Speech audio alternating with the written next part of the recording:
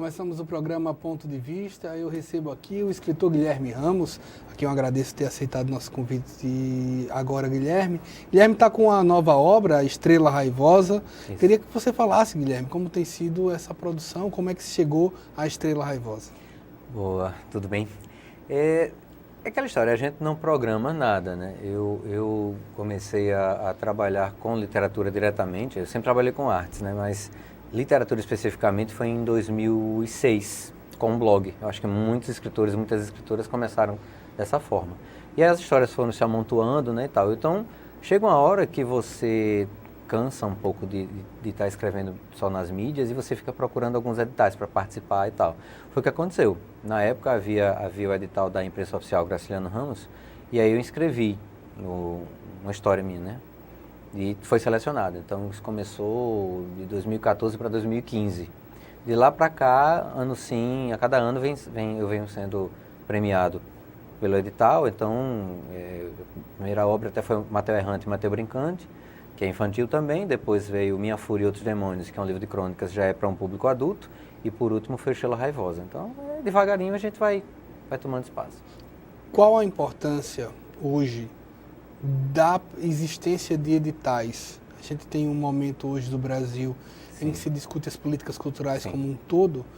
Qual a importância para o escritor da política de edital? Bom, existem duas vertentes, né? Tem escritores que não gostam de edital, e eles têm as razões, porque algumas pessoas pensam que edital não necessariamente ilustra a qualidade da obra, mas uma opinião de uma determinada comissão julgadora. Então, de repente, você se inscreve no edital e você tem a sua obra selecionada. Quer dizer que a opinião daquela comissão especificamente foi positiva. Mas você também pode se inscrever com a mesma obra num outro e não ser selecionado.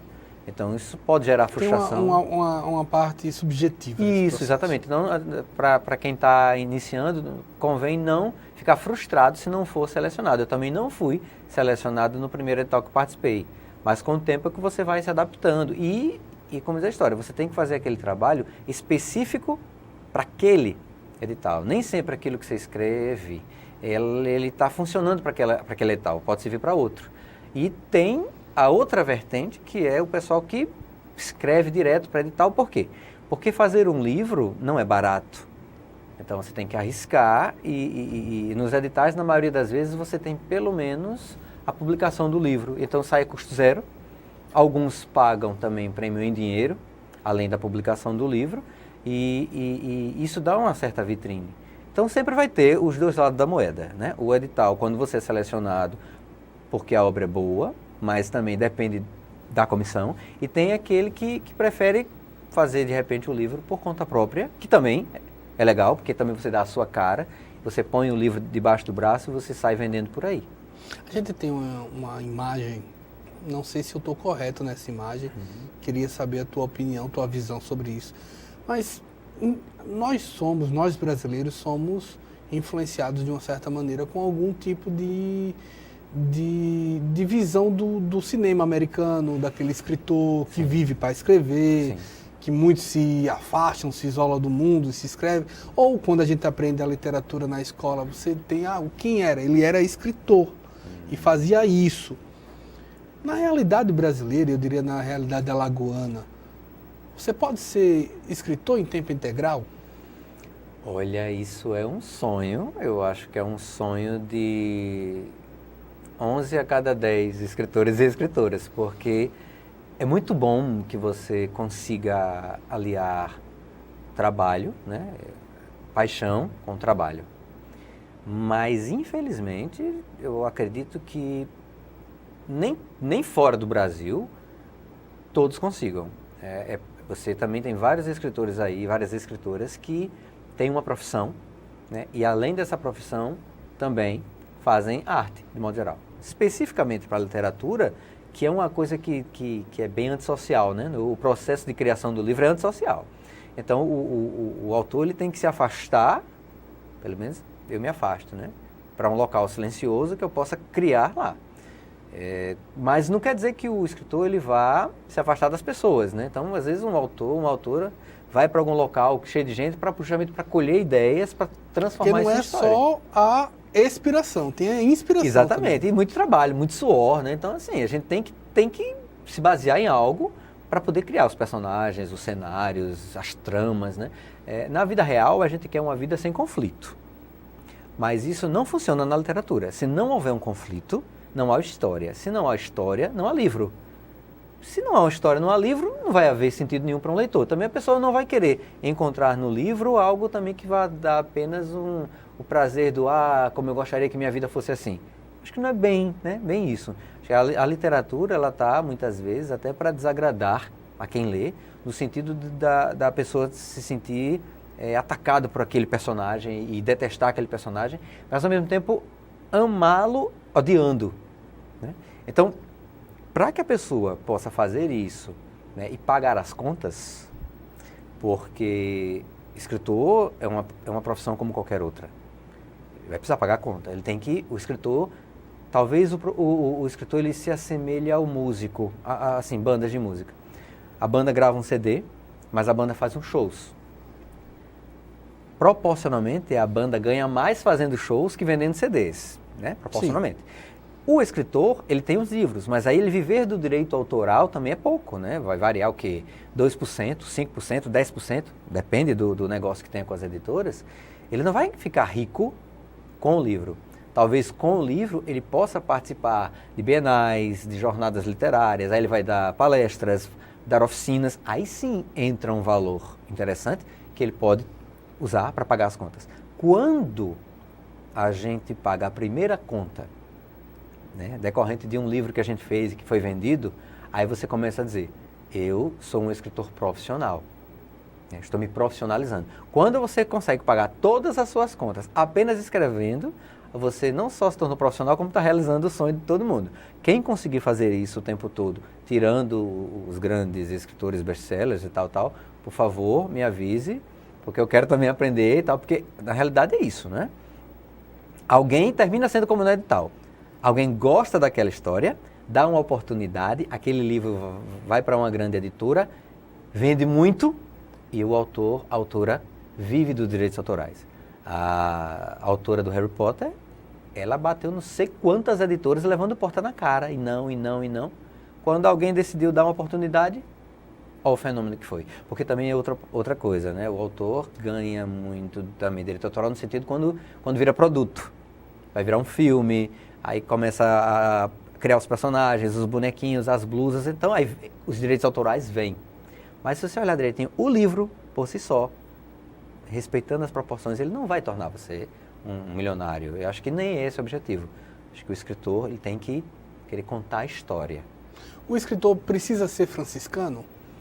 Não, também não. Aí também é ser diletante, né? Ser muito diletante e tal. É muito bonito isso. Mas acho que tem que haver um respeito. Acho que, como qualquer profissão, a arte, a literatura, ela tem que ser vista como uma profissão. Uma pessoa que dedica seu tempo. E esse tempo ele tem que ser convertido em alguma coisa, né? O escritor ele vai criar uma história para você. Então é justo que a pessoa também possa retribuir isso, né? Que isso seja pago de alguma forma. Não só a questão capitalista, mas é porque tem que haver uma troca. A criação e a resposta. Todo livro é um filho. Sim, e alguns bem trabalhosos. O seu caçula isso. É o Estrela Raivosa. Isso. A gente apresenta aqui literatura infantil. Infantil, isso.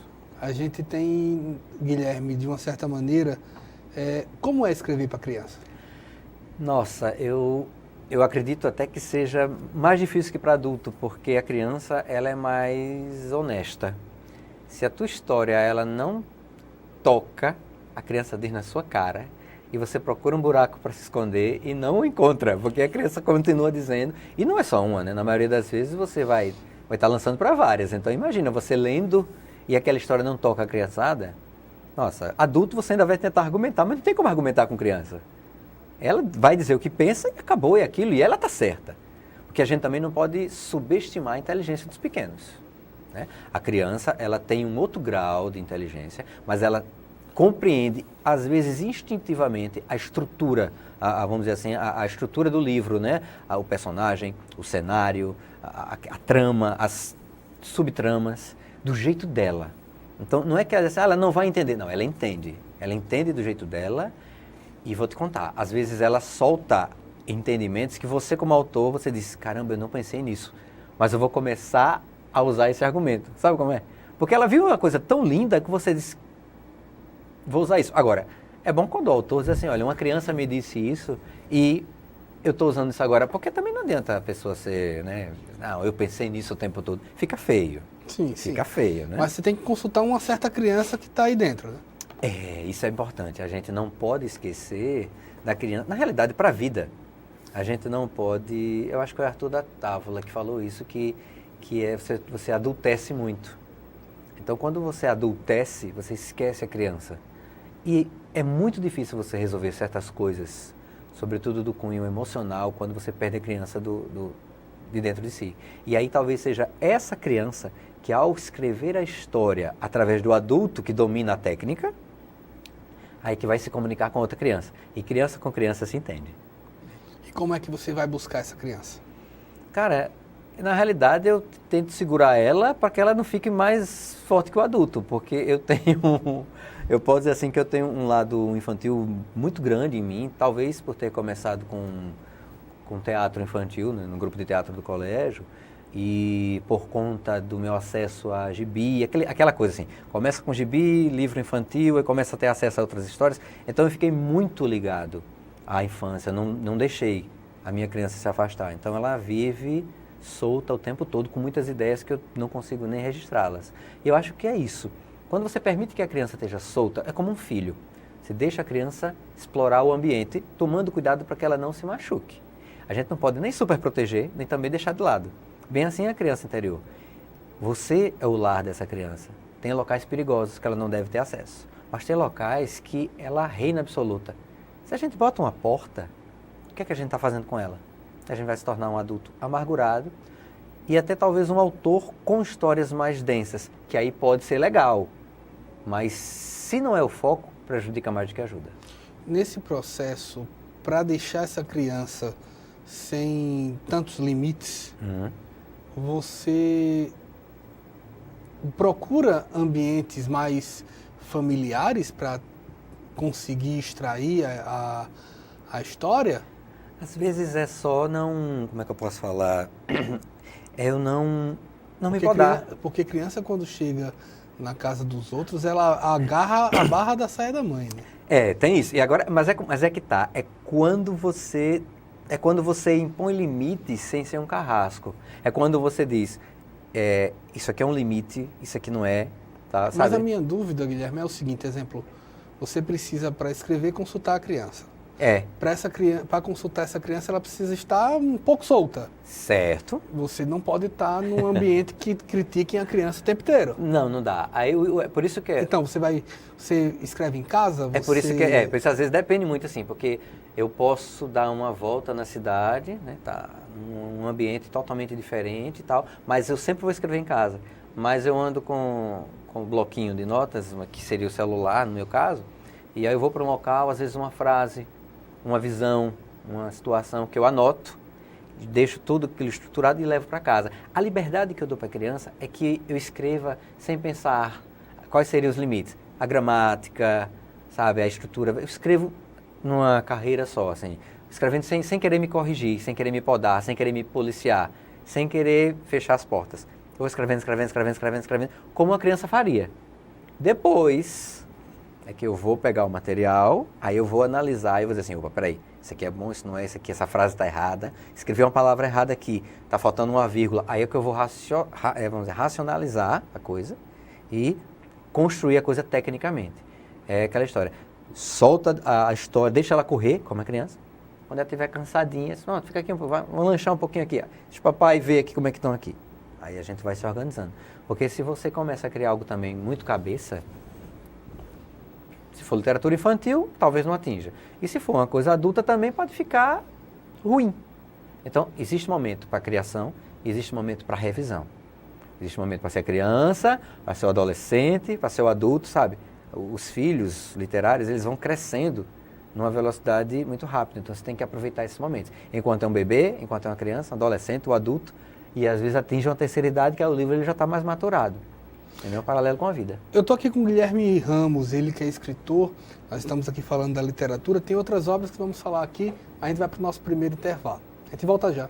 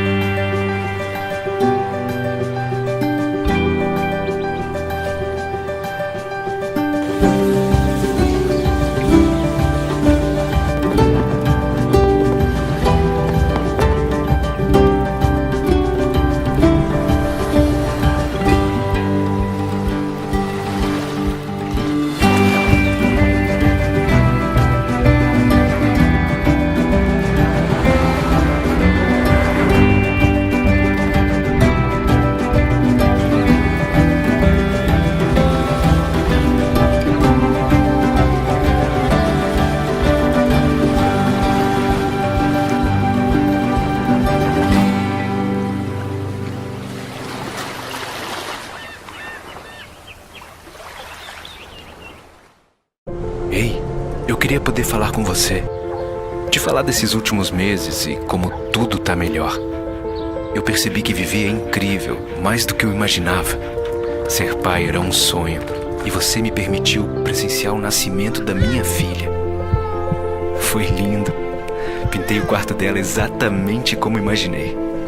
Antes de você, eu tinha medo de não conseguir estar presente quando esse momento chegasse. Queria te contar que, por sua causa, eu pude viver tudo isso. Provavelmente outras pessoas por aí querem te falar muita coisa também. Acho que você teria orgulho. Não só por mim, mas por ter feito algo tão nobre por pessoas que nunca viu. Eu só queria dizer obrigado. Obrigado por me dar mais tempo com a minha família. Obrigado pela sua doação de sangue. Doe sangue regularmente. Tem sempre alguém precisando de você. Procure o Hemocentro mais próximo e seja um doador.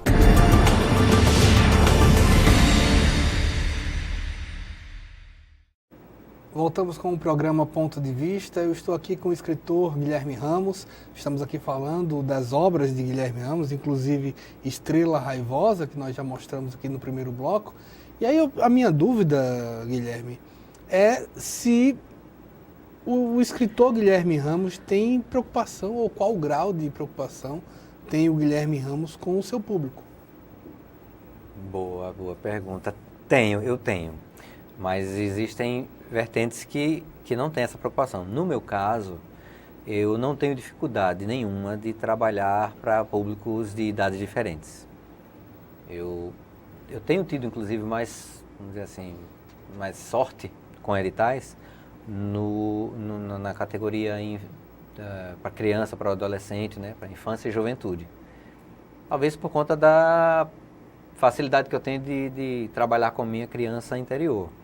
Mas eu também trabalho para adultos, eu tenho textos mais sombrios, mais sóbrios, que dá para trabalhar para o pai, vamos dizer assim, o pai e a mãe dessa criança. O que acontece é que você tem que, eu não digo impor regras, mas você tem que pensar nesse público, pelo menos eu faço assim, na hora que está criando. Por quê? Criança, dependendo da idade dessa criança, você vai ter que escolher palavras diferentes para dizer a mesma coisa, formas diferentes para dizer a mesma coisa.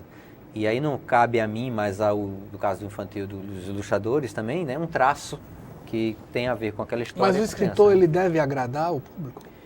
Olha, é porque no caso infantil, sim. Porque se ele não agradar o público, ele vai receber uma crítica muito grande nesse sentido, que as crianças não vão querer lê-lo, e aí não faz sentido você dedicar um período da sua vida, colocar uma história no mercado e ela não ser lida. Todo escritor quer ser lido, fato. Para a criança tem isso, tem uma preocupação maior. Para o adulto, tem vertentes que escrevem justamente para incomodar o leitor, né? Tem autores que você, quando lê, você diz, caramba, eu não consigo ler isso. Já é um efeito. É uma forma de não agradar você é uma forma de te atrair, dizer assim, não, eu vou continuar para saber, porque às vezes é proposital, né? Você finge que quer desagradar o leitor, mas na realidade você está criando uma armadilha, e quando o leitor está envolvido naquela história, ele não tem como voltar, porque ele vai ser agradado por alguma história, por alguma crise na história mais para frente. Então tudo isso é feito racionalmente. Também não adianta escrever de qualquer jeito, que você também não vai enganar ninguém. Mas eu acredito que todo autor quer vender seu livro. Então isso é uma forma de, assim, de agradar de alguma forma. Ou agradando literalmente, ou criando uma polêmica para que a pessoa diga que não gosta. Mas a pessoa às vezes diz que não gosta, mas está sempre lendo. Sempre lendo. Então, assim, criou um elo. Na realidade, a minha opinião é que se cria algo que envolva os leitores. Se esse envolvimento será de eu gosto do que você escreve, ou eu não gosto do que você escreve, isso depende. Por isso que é bom um momento com o autor, para bater um papo, uma mesa redonda, porque aí a pessoa vai levantar aquela dúvida, o autor vai responder, e nem sempre isso é possível na literatura. Você consegue isso com o músico, você vai na apresentação dele, com o ator, porque você vê um filme, vai no teatro, numa exposição que o artista está lá, né? E na literatura, você lê e às vezes nem foto tem. Então como é que você passa pelo autor? O autor é seu vizinho e você não sabe que ele é autor. Então como é que você tem? Então tem essa preocupação da presença do autor de alguma forma, ser mais incentivada essa participação do autor no dia a dia de quem o lê, para que justamente essa coisa do gosto, não gosto, que é relativo, seja discutido. Obra tem idade? Não, algumas são datadas porque elas tratam de algo daquele momento. Se eu começo a fazer uma história que ela acontece na internet, eu datei, né? Na internet foi da década tal até a década tal. Se eu começo a dizer que o homem trabalhava ainda com tochas, eu estou datando um período, então não havia energia elétrica, sabe? Mas o que acontece é assim, é quando você cria uma história que, independentemente dela ter uma data na trama, ela consiga sobreviver ao tempo real. Júlio Verne, ele fez várias histórias e que hoje em dia tem coisa que ele escreveu lá que é realidade. Ele era um profeta? Não. Mas a literatura e a ciência também tá muito junto. Então, às vezes, o autor ele cria uma história tão incrível que daqui a pouco aquilo é descoberto pela ciência. E tem um fator humano, você fala do Júlio Verne, mas você lê, mesmo sabendo que não é possível, Sim. Aceitando aquilo tudo. Sim, porque aí você compra, é como foi falado aquilo, você cria um elo e aí você só, eu vou ler isso, então vamos falar sobre tal assunto. Então você tem que, aí tem isso, boa, a pessoa tem que se permitir ler sobre algo. Viagem ao centro da Terra. Pronto, aí você tem que entrar na onda. Você ficar lendo, isso não existe, isso não existe. Esse cara estava frito já a essa altura do campeonato, acabou a história. Não dá, exato. Aí você vai usar a racionalidade. Então não dá, então acho que tem que a velha história, a criança, quando você diz, vamos brincar de avião, a criança abriu os braços, está voando. Então, se o autor diz, vamos voar, abre os braços, voe. Agora sim, curta, né? Porque se você ficar lendo, é como você assistir a um filme e reclamando, esse figurino não tá legal. Não, que música ruim. Cara, você não se diverte. Então assim, vai ler um livro, vai ler uma história, primeiro, leia para se divertir. Pronto. Tem uma necessidade de exercer sua crítica? Ok, leia a segunda vez e exercite sua crítica. Mas primeiro, sempre leia para se divertir. Senão você não se diverte, não tem razão. Aí você vai ter uma trava com o trabalho artístico, né? Você vai detestar algo sem permitir que aquilo se aproxime. Você veio do teatro. Sim. Né? Sim. Posso dizer isso. O exercício de assistir uma peça também passa por aí, de tipo, não vou criticar o cenário, não vou criticar o figurino. Deveria. Mas consegue? É possível? É possível. É aquela velha história. Quando eu escrevo críticas, né, também, faço críticas de espetáculos teatrais. Então, quando eu vou assistir ao espetáculo, é meio louco, eu tô com as duas ações. Eu tô me divertindo, mas eu estou detectando algumas coisas técnicas para poder fazer a crítica depois. Mas quando eu vou só por assistir, eu tô lá, tô curtindo e tal, eu apenas fico tentando fazer o seguinte, quando você está no espetáculo em que ele é feito no outro planeta, e de repente você vê uma pessoa com uma blusa, com uma marca, que é terráquea, vamos chamar assim, aí você faz, opa, aí eu digo, não, deixa pra lá, eu vou vamos ver. Aí no final tem o debate, né? Lembra a história? O autor e o público, o grupo e o público. Aí eu pergunto, só uma pergunta, aquela marca ali daquela camisa que apareceu, aí vem o senso crítico, mas eu tô curtindo. Aí a pessoa vai dizer, não, porque aquilo ali na realidade foi... Vai explicar. Quando explica, aí eu digo, tá, legal, pronto. Quando o debate, ele exige depois o exercício, a crítica escrita, aí eu preciso realmente entender aquilo para dizer assim, olha, o fulano de tal fez um figurino tão bom e de repente usou, talvez por improviso, uma blusa que não tinha nada a ver, então aquilo destoou e tal. Aí vem a racionalidade. Lembra do livro? Primeiro a criança, você vai criando, depois é que você vai separar e organizar gramaticalmente. A mesma forma quando você tem acesso a uma obra de arte. Se você está assistindo muito racional, você não se diverte, vai ser sempre isso. Então, é possível assistir ao espetáculo, curtir, pronto. Mesma história do livro. Assistiu ao espetáculo, se divertiu? Uma outra vez, você vai assistir agora para você fazer a crítica. Agora, vale a pena fazer a crítica e dizer para o grupo sua opinião sem a maldade. E dizer assim, olha, eu achei que está estranho aqui. Existe crítica construtiva? Deveria ser sempre assim. A crítica é para melhorar, né? É propor uma melhoria daquilo, ou é a opinião, é o feedback, né? É a opinião do público. Construir para ninguém criticar também é terrível. Não é, porque é o seguinte, é muita pretensão você achar que fez uma ópera-prima. Nossa, fiz o melhor espetáculo, a melhor música, o melhor livro. Não depende de você. Quando alguém pinta uma tela, ele está dando a cara para bater.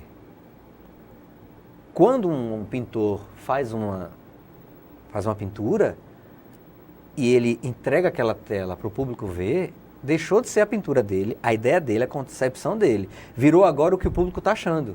É assim, criador, obra de arte, observador. Então, tem a comunicação. Aí, quem vê vai opinar sobre aquilo e é muito bom que o autor novamente tenha essa resposta. De novo, eu falo, esse diálogo é muito bom, porque aí você diz, eu fiz um trabalho, aí alguém olha e faz, poxa, parece, o cara pensa, né? Caramba, está parecendo uma galinha aleijada. Aí, a pessoa, para não dizer isso, ela diz, não, porque me parece que é um mundo criando em si próprio uma ação apocalíptica de um momento em que o ser humano deixa de existir, cria toda uma teoria. Aí o autor escuta e diz, você está completamente certo. E por dentro pensa, caramba, era só uma galinha aleijada. Sabe? De repente os dois estavam na sintonia, mas não se permitiram. Ainda tem isso. A gente já falou aqui que obra é um filho. Sim.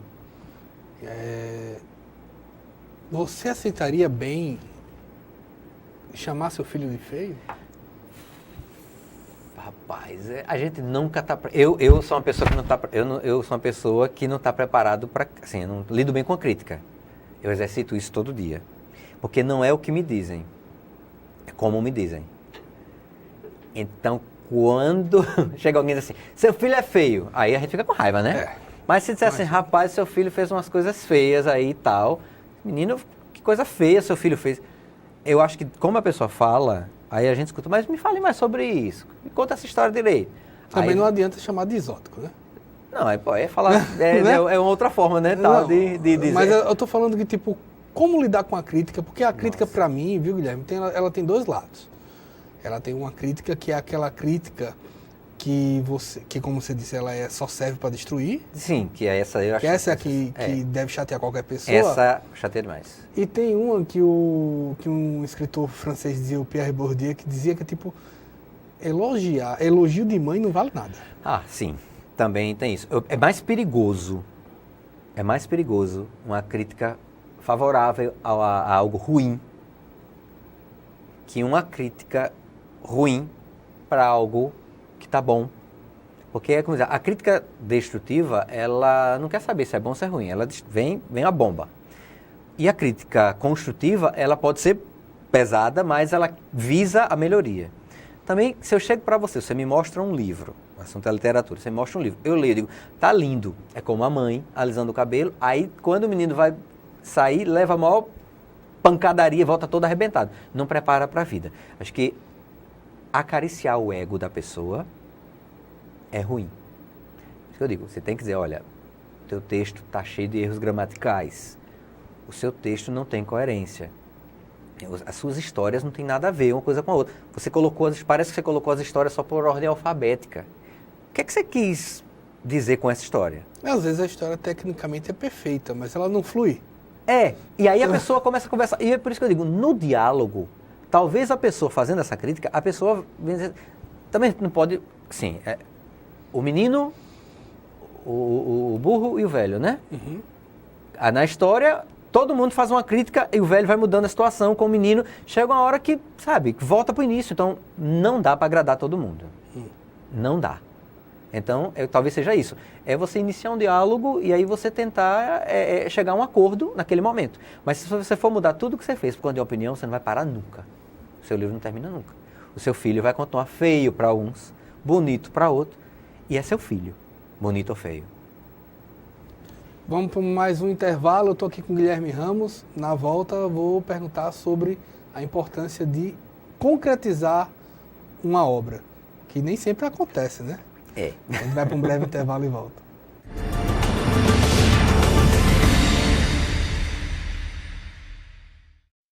Toda foto ele tá sorrindo. Ele é muito carinhoso, ele é tudo pra mim. Eu não me imagino viver sem ele. Era o caçula, tinha pouco tempo que tinha parado de mamar, então aquilo tudo parecia que era mentira, né? Uma criança daquele tamanho ia ter um câncer. O grande problema do câncer infantil é porque a grande maioria dos sintomas são muito parecidos com sintomas de doenças normais da infância. Existe, criança pode ter câncer, mas hoje não é mais uma doença fatal, é uma doença tratável. O diagnóstico foi rápido, a equipe médica deu todo o apoio e hoje a gente pode comemorar a vitória. Eu estou muito feliz pelo progresso dele, por tudo que ele anda agora fazendo e antes ele não podia fazer. Então agora ele está caminhando a cura dele. Falta pouco. É um amor, é uma vitória para mim e para ele.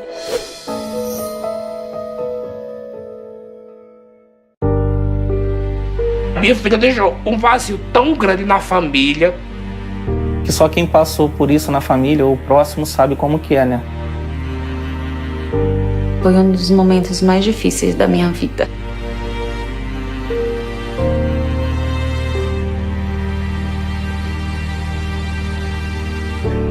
Minha filha não era doente, muito saudável, nunca foi doente. E pelo mosquito minha filha se foi. Ele não conseguia mais trabalhar por causa das dores e em cima da cama. A renda que sustentava a casa dele com a minha mãe, essa renda parou, né? Mas assim, ela ainda não anda, ela não senta, ela não fala. Eu, graças a Deus, ainda tenho a minha filha comigo. O perigo é para todos, o combate também. Faça a sua parte. Com ações simples, podemos combater o mosquito. Ministério da Saúde, Governo Federal. O Brasil terá pela primeira vez uma Base Nacional Comum Curricular. O documento é democrático e respeita as diferenças.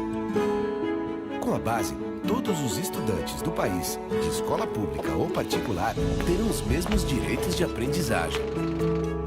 Hoje a aula é sobre cidadania. Isso é bom. Se a base da educação é a mesma, as oportunidades também serão. Ministério da Educação, Governo Federal. O verde das florestas está em nossa bandeira e ainda que tentem destruir nosso maior patrimônio, nunca vamos deixar de lutar por ele. Por nossas vidas, por nosso planeta, por nossos filhos e netos. Somos independentes, somos Greenpeace. Batemos de frente contra governos e empresas que roubam as riquezas do planeta. Precisamos de todos juntos por essa causa. Acesse somosportodos.org e assine as petições. Faça parte dessa mudança já. Greenpeace, somos por todos.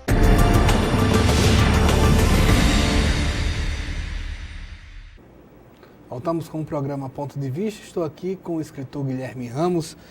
Guilherme, a gente tem sempre o desafio de se concretizar uma obra. Sim. Qual a importância de se fechar um ciclo, de entregar a obra? Nossa, isso é muito difícil, muito difícil. Para algumas pessoas é algo assim terrível, quase impossível de fazer. A gente conhece várias pessoas que não terminam. Tem livros na história que não foram terminados e que as pessoas tiveram assim acesso aos fragmentos dele. Né? Ele não foi, como na história, ele não foi finalizado, né? Ele foi finalizado, ele não foi concluído. Sim. Acabou, os pedaços, mas não está pronta a história. Mas assim... Você tem exemplos do Kafka, né? O Kafka tem muitos livros que não... Pronto. Que ele pediu para não publicar, inclusive. O Tolkien tem um livro agora, não me recordo o nome, infelizmente, mas que foram os herdeiros dele. O Hobbit, né? Não, é uma conclusão. Tem um outro que são fragmentos mesmo, que você tem pedaços de histórias que são muito antes, né, do mundo sendo criado, que o filho está juntando, o livro parece que é Contos Inacabados. Cara, é muita história, muito material que estava guardado, que não foi publicado e que o filho achou que deveria apresentar isso para o público. É uma forma de você ter acesso, né? Mas, imagina, se um cara do quilate do Tolkien disse, não vou publicar isso. Imagina, sabe, o cara tem um mérito linguístico, aquela coisa. Então, é muito complicado o que ele fez. Mas tem bloqueios também. Sim, todo mundo. Eu acho que ele deve ter tido bloqueio, até porque ele escreveu isso durante a guerra. Imagina você estar numa trincheira, bala passando por sua cabeça e você teve uma ideia aqui, vou concluir. Rapaz... A gente tem uma sorte de não precisar disso, mas brincadeiras à parte, mas não é uma inspiração? Você não pode fazer uma grande metáfora para os dias atuais? Eu vou me arriscar num terreno perigosíssimo. Vamos lá. Perigosíssimo. Você tem grandes compositores da música brasileira, certo, que a ditadura acabou e ele acabou junto. Pronto, e teve outros que, apesar de você... não é isso? Então, é verdade.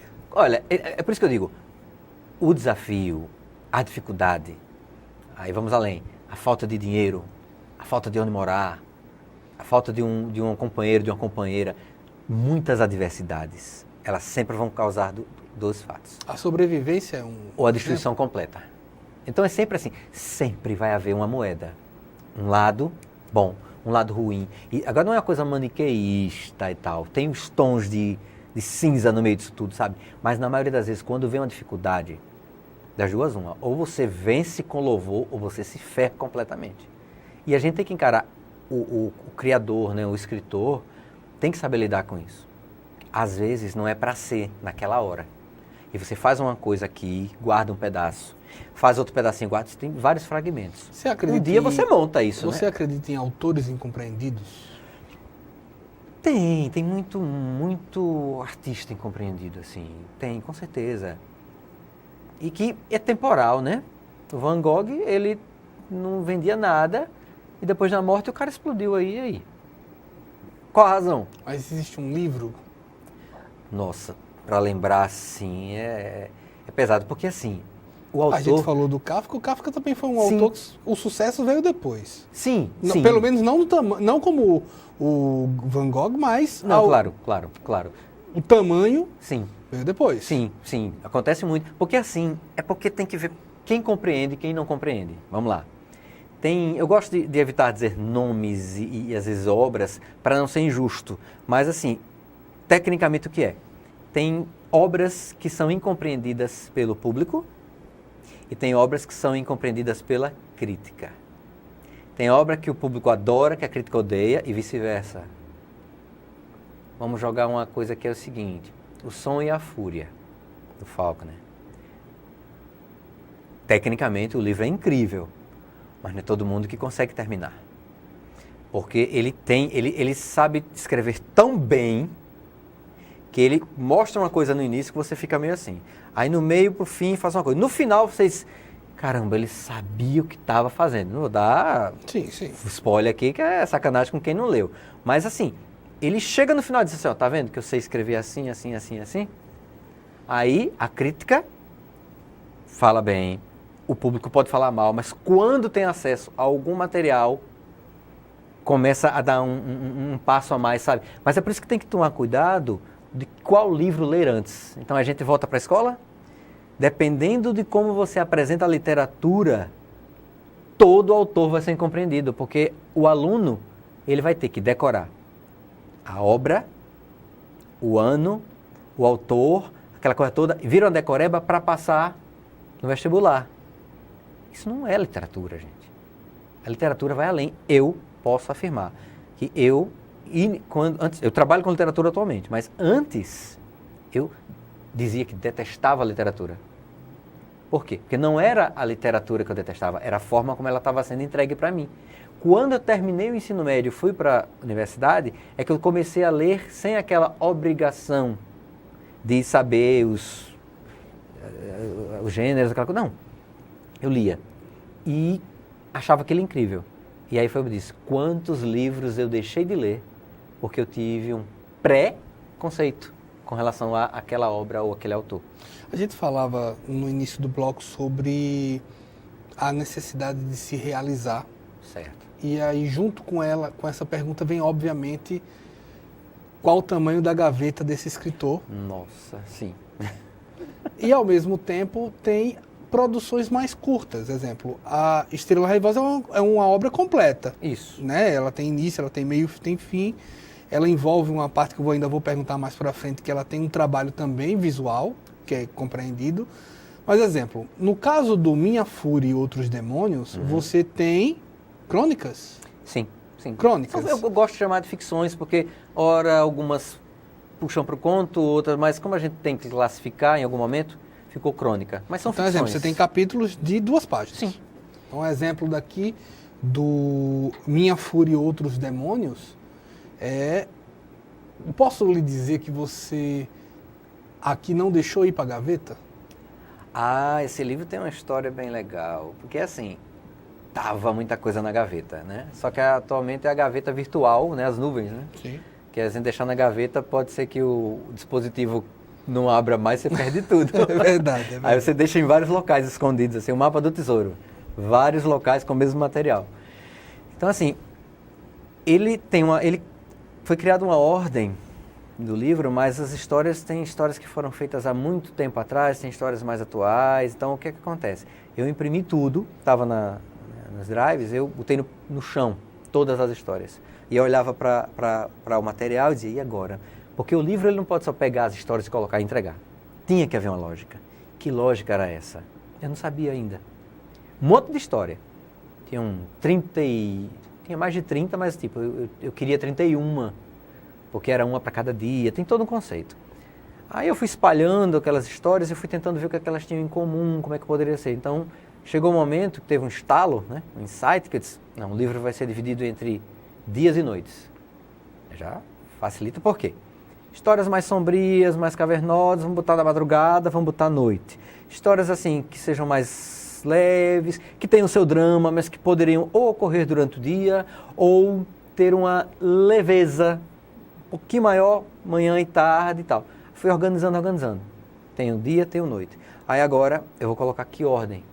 Aí a ordem é um texto que fala, que questiona o ato de escrever.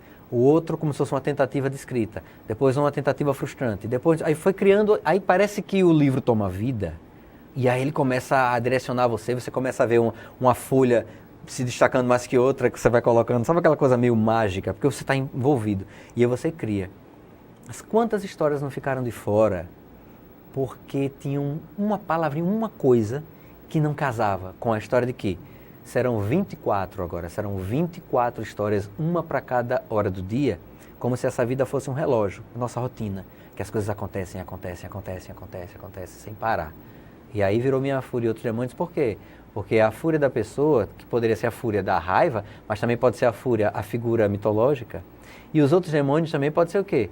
O livro ele fala de amor, de paixão, de ressentimento. Então, os demônios que nos cercam, né? Não só a ira ou a fúria, mas isso tudo dentro de um ser humano, que pode ser uma família, que pode ser várias famílias, que pode ser um personagem, que pode ser vários. Então, é mais ou menos nessa linha que já trabalha. Então, é bem mais sombrio, não é muito adequado para a criança, acho que já para um adolescente, já para um jovem adulto.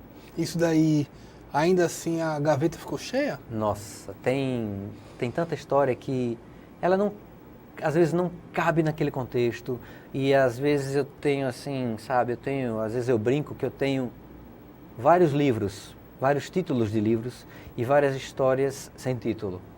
E aí às vezes aquela história ganha um título, aí ela consegue se encaixar naquele livro, ela é revisada e aí ela ganha um novo perfil e aí vira um outro livro. Então eu tenho assim uma série de títulos, de histórias e de possíveis livros ou capítulos, então é caótico. Porque você pensa que é um livro, não, é um capítulo. Aí você pensa que é uma história, não, é um livro. Aí você, sabe, um quebra-cabeça de 5.000 peças? Você não resolve da noite pro dia, de jeito nenhum. É muito complicado. A gente vê nessa criação também, muitas vezes, que alguns motivos para ir para a gaveta, aí vamos chamar bloqueio, travas, sim. Resistência, uma série de coisas. Por exemplo, existe algo que você olha e faz bem assim, isso sempre me trava? Isso sempre é caminho para a gaveta, exemplo? Se não... Porque você tem, isso daí é histórico, obviamente, você vai ter até autores que brincam com isso, né? Personagens em busca de um autor. Isso. E vira argumento para a história. Exatamente. Isso já é o conflito do personagem, isso é bom. Acontece que tem história, gente, que a gente às vezes está muito triste. Isso acontece muito quando éramos adolescentes. Quando alguém se apaixonava, diz que quando a pessoa está apaixonada vira logo poeta. Então fazia uma poesia que para aquela pessoa era maravilhoso. Ficou guardado na gaveta. Quando você olha, fica aí um pouquinho, isso é uma boa lembrança minha, foi uma catarse, passou, mas não é literatura. Porque nem tudo que a gente escreve é literatura. Então a gente tem que ter senso crítico para separar. Você pode fazer 100 folhas, mas talvez só aproveite uma folha, um parágrafo. Essa coisa de ficar revisando o tempo todo pode atrapalhar. Tem um termo que você falou até, a voz da resistência. Você que é escritor, você está aqui escrevendo, então existe uma resistência em que muda isso, muda essa palavra, coloca uma vírgula. Não está legal, você pode fazer melhor. Essa é a voz da resistência. Então é o revisor interior que cobra de você uma perfeição que não precisa ser agora. Lembra da história? Deixa a criança brincar, depois você vai corrigir e tal. Então às vezes a gente quer escrever e revisar, então não termina nunca. E por ser muito exigente, criar talvez um perfeccionismo nesse processo, essa história nunca vai virar um livro. Ela nunca vai virar uma poesia, nunca vai virar um conto. Ela vai ficar na gaveta. É a morte dos objetos, como fala o Roland Barthes, né? Está morto. E aí, de repente, você está falando sobre algo e você se lembra daquilo. Caramba, cadê aquele texto? Ai, perfeito. Por quê? Porque você criou um conceito, um universo em que aquele ser pode respirar e pode viver. Mas até aquele momento, aquilo estava exilado. E talvez... faria parte da tentativa e erro? Como na ciência, você tem que experimentar e funcionar. Só que naquele momento, lembra que a gente falou da visão da comissão julgadora? Naquele momento você é a comissão julgadora. Naquele momento aquele texto não foi aprovado. E muitas vezes, a pior das comissões de julgadora. Isso. Então você também é comissão julgadora. Então, quando a pessoa fica ressentido porque a sua obra não foi selecionada, pensa que você também foi comissão para escolher aquele texto. Então, a sua comissão interior selecionou aquele texto e a comissão exterior não selecionou. Tudo bem, acontece. Aí você tem que ver se foi falta de técnica, se foi perfil. Às vezes a gente escreve um conto infantil num edital que não é infantil, ou vice-versa. Ou você cria uma história maravilhosa, mas que não casa com aquela editora. Você não vai escrever fantasia para uma editora que só trabalha poesia, e você não vai mandar poesia para uma editora que trabalha teatro, por exemplo. É como você fazer um evento cultural, você pedir patrocínio de bebida para um banco e financiar uma grana com um depósito de bebida. É foco. E às vezes a gente está tão encantado, tão inebriado pela musa da literatura, que a gente comete esse erro. Por isso que é bom sempre ter alguém que não seja mãe, pai, esposa, marido, não, porque vai bater nas costas, aí vem a história do, eita, tá bom, tá ótimo. Não. Procura alguém da sua confiança que possa falar mal e que você não queira acabar com a amizade. Essa pessoa é legal. Aí a pessoa vai dizer assim, isso aqui tem que estar organizado. E aí sim, aquela criatura exilada pode virar alguma coisa. A gente vai para o nosso último intervalo. Eu estou aqui com o Guilherme Ramos, escritor. Na volta vamos falar da primeira obra do edital, Mateu Errante e Mateu Brincante. Perfeito, legal. A gente volta já.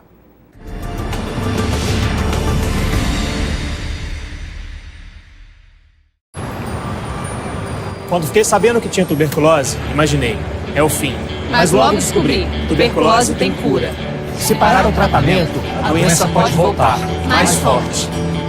família, amigos, profissionais de saúde, todos juntos contra a tuberculose.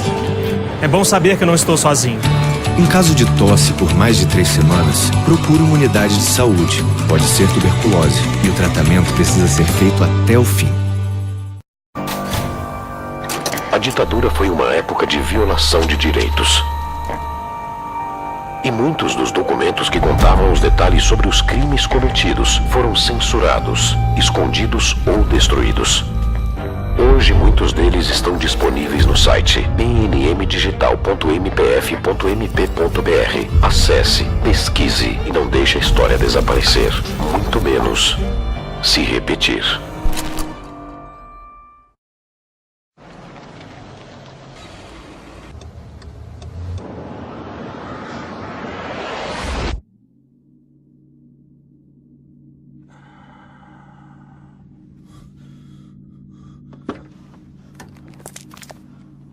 Mate, I'm so sorry. I thought there was time. He just pulled out. I don't have time to stop. Oh, come on, mate. It was a simple mistake. I know if I was going a bit slower. Please. I've got my boy in the back.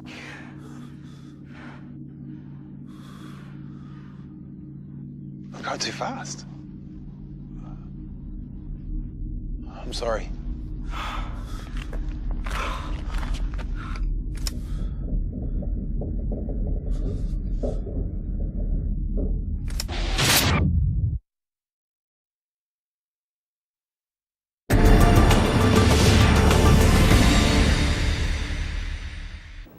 Voltamos com o último bloco do programa Ponto de Vista. Estou aqui com o Guilherme Ramos, ele que é escritor. E a primeira obra, né, pelo menos de edital aqui, foi o Mateu Errante, Mateu Brincante, uma obra de 2015. E a gente... Como foi que surgiu a ideia? O Mateu, já que a gente falou de várias mídias, né, falamos de teatro, o Mateu era para ser uma peça de teatro. Eu fiquei com a ideia na cabeça 3, 4, 5 anos e não saía. A história da gaveta ficou na gaveta. E aí quando eu vi o edital da imprensa oficial Graciliano Ramos, na coleção Coco de Roda, que é especificamente para histórias infantis ambientadas, né, no contexto alagoano, na história alagoana, no folclore alagoano, eu disse, vou experimentar. E aí eu comecei a escrever, eu sentei para escrever Mateu, tipo 8, 9 da manhã, e eu vim parar ele 8, 9 da noite. Assim, não é carreira só, almoço nesse dia foi para lá, sabe? Fiquei direto nele. E a história que foi formada não tem mais nada a ver com o que tinha sido pensado para peça de teatro. Até porque no teatro você tem recursos visuais que você vai trabalhar, né? Diferentes de um livro. Então, a princípio, ele era apenas texto, todo rimadinho, que é para facilitar a questão das crianças. Eu tenho essa particularidade. Quando eu escrevo para criança, eu gosto de trabalhar rima. Então, ele tem uma estrutura de rima muito facilzinho, que é uma frase, a primeira frase rima com a segunda frase. Aí, a terceira frase rima com a quarta frase. E assim vai. Bem facinho, bem fácil. A Estrela Raivosa já é um pouquinho mais complexa. Mas o Mateu, ele ficou como uma grande brincadeira entre o nome Mateu, que é de uma criança peralta, com o Mateu, o personagem, o brincante do folclore, né, que está no rezado, está no guerreiro, está no boi. E aí eu brinco com isso, com o garoto que é bem peralta e foge de casa e tem contato com a cultura alagoana. E aí ele conhece o mestre Benon Pinto, né, do guerreiro, a mestra Hilda do coco e o Chau do Pife. Então, uma homenagem que eu faço a esses mestre da nossa cultura, e aí é quando ele descobre a vocação dele. Então, se ele vivia fazendo muita, entre aspas, palhaçada na vida do povo, infernizando a vida do povo, ele descobre que, na realidade, aquilo que ele tinha era a vocação de ser o brincante, que é o que o Mateu faz, chamando as pessoas, fazendo as piadas e tudo, para que as pessoas se reúnam e venham assistir ao Foguedo. Aí depois eu faço também uma homenagem ao mestre Verdilinho, que aí eu não posso contar porque aí estragaria a história, mas tem uma grande homenagem a esses mestres e que foi um prazer imenso de fazer isso, sabe? Assim, de que a história passa por alguns bairros da cidade, né, de Maceió. Então, quem lê, a garotada que lê, se identifica o seu bairro. Isso é legal, porque envolve aquilo que a gente estava falando, envolve o leitor, diz, poxa, eu moro no bairro do Mateu, o Mateu passou pelo meu bairro. Então, a história já faz parte da realidade, e aí a criança começa a fazer pergunta, querendo saber o que aconteceu, e tem um grande mistério, que termina a história, fica uma coisa solta, que a garotada vem perguntar, e aí? Eu disse, espera o carnaval, que você vai saber e tal, e aí vem. Me conta uma coisa, e como é que faz para se encontrar essas obras? As obras elas podem ser encontradas na internet, né, no site da imprensa oficial, Graciliano Ramos. Tem todos os livros, não só os meus livros, mas de vários autores e autoras. É uma coleção maravilhosa. E também tem nas livrarias dos shoppings daqui da cidade. Se procurar lá, você encontra. Como eu digo, sempre bom reforçar, né, esse apoio de que tem vários autores e autoras que estão lá esperando para serem lidos e conhecidos. Dicas para quem está nos assistindo e gostaria de começar a escrever. Primeira coisa, se meta em todo tipo de edital que tem. Porque tem edital na sua cidade, no estado vizinho, no Brasil, tem até edital internacional. Muitos deles são gratuitos. Então a pessoa vai na internet e procura concursos literários, editais literários. Aí o pessoal encontra, seleciona, alguns são pagos, é bom olhar o que é pago, o que não é pago, o que pode ser enviado pela internet, o que tem que ser enviado pelo correio. Procura o que é pela internet, que você não tem custo. E alguns deles são assim, você sendo selecionado, você vai fazer tantas cópias do livro, você vai receber uma cópia, você pode vender, pode guardar, é assim, é a principal coisa. E assim, antes disso, é ler sem parar, ler muita coisa, ler vários autores, ler o autor alagoano, né? Ler os clássicos, porque você tem que entender muito o que está acontecendo para você também começar a se aventurar na escrita. Para cada palavra que você queira usar, pega um livro para poder se especializar nisso. Quando se faz principalmente na parte da literatura infantil, nós temos 2 ilustradores. Certo. No caso do Mateu Errante e Mateu Brincante, que nós também já mostramos, é o Herbert Loureiro. Isso. E no caso da Estrela Raivosa, o Cristiano Soares. Me conta como é trabalhar literatura e ilustração. Nossa, eles são coautores da história. No início era apenas texto, porque pela estrutura do edital, né, a imprensa ela seleciona os melhores textos. Né? E depois a imprensa ela abre um edital para selecionar os ilustradores dentro daquele texto. Então os ilustradores recebem esse material, nem sempre eles têm contato com o autor, justamente para permitir que ele possa criar o seu mundo. E aí depois que ele termina, a gente recebe o material para olhar, e às vezes tem uma dúvida, como no caso do Mateu, que tinha um mistério, ele disse, Guilherme, o que é que você quis dizer nesse sentido? Eu expliquei o contexto, ele disse, entendi. Também não entreguei, né? Mas aí ele disse, legal isso. Aí ele destacou isso para quando a criança for dar uma olhadinha, perceber que tem um mistério por ali. Na Estrela Raivosa tem a ver com o hino do Estado. Então aí o Cristiano já transformou a Estrela numa super-heroína. Então o empoderamento feminino, a cultura pop é muito, muito trabalhada, né? E o livro tem a estrutura do hino. Então se você lê a história toda e no final você voltar para a primeira estrofe e você cantar com a melodia do hino, você consegue contar a história cantando. Então, sabe, e essa coisa, dessas dicas, a gente fala meio que para o ilustrador, para que ele entre na história, né, e tal. E a Estrela, no início, tinha uma concepção, e a imprensa oficial e o Cristiano conversaram, e aí ele teve esse insight de fazer como super-heroína, então a coisa fluiu. É bom frisar mesmo que o escritor, né, do texto e o ilustrador, ambos são autores. Antes havia essa coisa, né, de ficar o ilustrador em segundo plano, mas ele é tão importante quanto o autor, porque um não vive sem o outro no livro. Você pode ver que... Reforçando que o site é o da imprensa oficial, é o qual? Desculpa. Eu acho que... Basta botar no Google, imprensa oficial, imprensa oficial de Alagoas, Graciliano Ramos. Isso, aí você encontra lá. Você encontra, Guilherme. Foi um prazer entrevistá-lo, conversar sobre literatura. Parabéns pelas obras. Obrigado. Esteja sempre convidado a voltar. Obrigado. Me sinto em casa e agradeço a oportunidade. Muito obrigado. A gente agradece também a você pela audiência. Espero uma próxima oportunidade. Até mais.